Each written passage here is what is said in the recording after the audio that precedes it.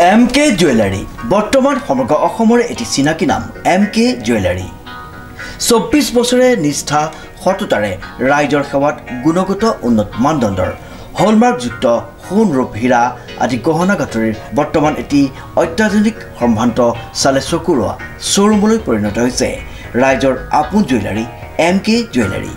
বিয়া বাৰু জন্মদিন বা অন্য কোনো বিশেষ মুহূৰ্তত আপোনজনক যদি সোণ ৰূপ হীৰা বা অন্য যিকোনো গহনা উপহাৰ দিব বিচাৰে তেন্তে MK জুৱেলাৰীক সদায় পাব আপোনালোকৰ কাষত।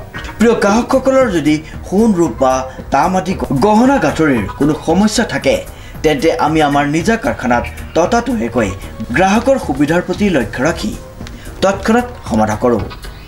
আপোনাৰ মৰমৰ পুত্ৰ বা জীয়ৰীৰ শুভ বিবাহৰ বাবে আমাৰ শ্বৰুমত হলমাৰ্কযুক্ত বিয়াৰ সম্পূৰ্ণ গহনা পোৱা যাব উচিত মূল্যত আৰু উচিত মানদণ্ডত। পুৰণি সোণৰ গহনা সলনি কৰি অত্যাধুনিক ন ডিজাইনৰ গহনা আমাৰ MK জুৱেলাৰীৰ পৰা ক্ৰয় কৰিব পাৰিব। প্ৰিয় গ্ৰাহকসকলক সম্পূৰ্ণ বিশ্বাসযোগ্যতাৰে আমাৰ শ্বৰুমৰ পৰা কোনো অসুবিধা নোপোৱাকৈ সেৱা আগবঢ়োৱাই আমাৰ একমাত্ৰ লক্ষ্য।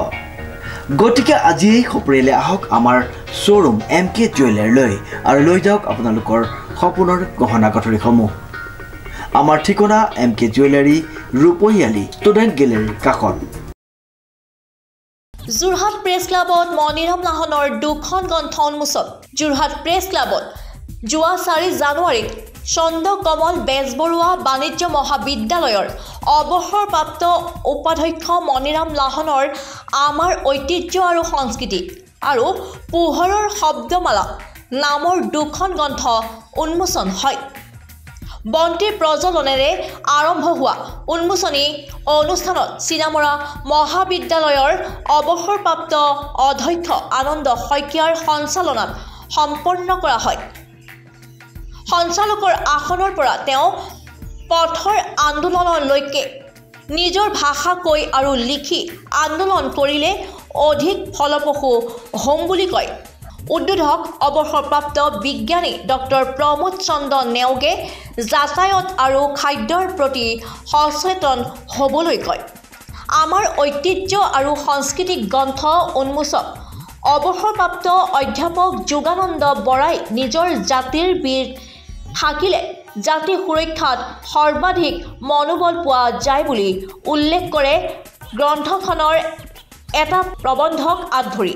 স্নাতকোত্তৰ প্ৰশিক্ষণ মহাবিদ্যালয়ৰ অৱসৰপ্ৰাপ্ত অধ্যক্ষা বিনীতা দত্তই পোহৰৰ শব্দমালা উন্মোচন কৰি সহজ সৰলভাৱে শিক্ষা গ্ৰহণ আৰু প্ৰদান সম্পৰ্কে লিখা প্ৰবন্ধ উপযোগী হৈছে বুলি মত পোষণ কৰে। নিজৰা লাহনৰ কবিতা আবৃত্তিয়ে সকলোকে আপ্লুত কৰি তোলে। গণ্যমান্য ব্যক্তিৰ উপস্থিতিত গাম্ভীৰ্যপূৰ্ণ হয় উন্মোচনী সভাৰ অনুষ্ঠান। মোৰ নাম মণিৰাম লাহন। মই আমাৰ CKB কমাৰ্চ কলেজৰ পৰা উপাধ্যক্ষ হিচাপে 2018 চনত অৱসৰ গ্ৰহণ কৰিছোঁ। এই অৱসৰ গ্ৰহণৰ পাছত আৰু আগৰ পৰা সাহিত্য সংস্কৃতিৰ কামত লাগি আছিলোঁ। আজিয়ে তাৰ প্ৰতিফলিত 2খন গ্ৰন্থ, পোহৰৰ শব্দমালা বুলি এখন শিক্ষা বিষয়ক গ্ৰন্থ। এই গ্ৰন্থখনত মুঠ 11টি প্ৰবন্ধ আছে। তাত শিশুৰ পৰা বৃদ্ধজনলৈকে কিছুমান শিক্ষাৰ কথা তাত উল্লেখ কৰা হৈছে প্ৰবন্ধ আকাৰে। আৰু এই গ্ৰন্থখিনি আমাৰ সকলোৰে শ্ৰদ্ধাৰ বিনীতা দত্ত বাইদেৱে উন্মোচন কৰি তেখেত এটা বিস্তৃত বৰ্ণনা দাঙি ধৰিছে। মই এই চাগতে বাইদেউলৈ ধন্যবাদ জ্ঞাপন কৰিছোঁ।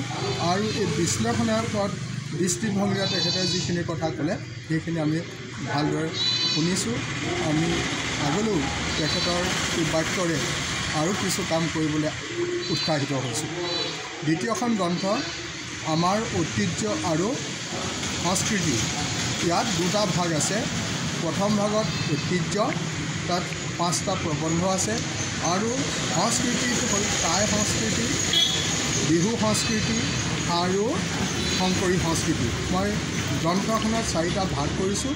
এই গ্ৰন্থখন উন্মোচন কৰিছে যোৰহাটৰ এজন নাট্যকাৰ, অভিনেতা আৰু আবৃত্তিকাৰ তিতাবৰ নন্দনাথ শইকীয়া মহাবিদ্যালয়ৰ পৰা ভূগোল বিষয়ত অৱসৰপ্ৰাপ্ত শ্ৰীযুত যোগানন্দ বৰা ডাঙৰীয়া। তেখেতে এই গ্ৰন্থখনত কিছুমান বৰ মানে আপুৰুগীয়া কথা সন্নিষ্ট হৈছে বুলি মত পোষণ কৰিছে আৰু বহুত তথ্য সম্বলিত হৈছে বুলি তেখেতে গ্ৰন্থখন প্ৰকাশ কৰিছে। গতিকে মই দুয়োজন ব্যক্তিলৈ এই জগতে ধন্যবাদ জ্ঞাপন কৰিছোঁ। এই সন্ধিয়া বেলাটো আহি আমাৰ এই গ্ৰন্থ উন্মোচনী সভাত মোক উৎসাহিত কৰাৰ লগতে আমাৰ পৰিয়ালবৰ্গলৈ উৎসাহ প্ৰদান কৰিলে। ধন্যবাদ।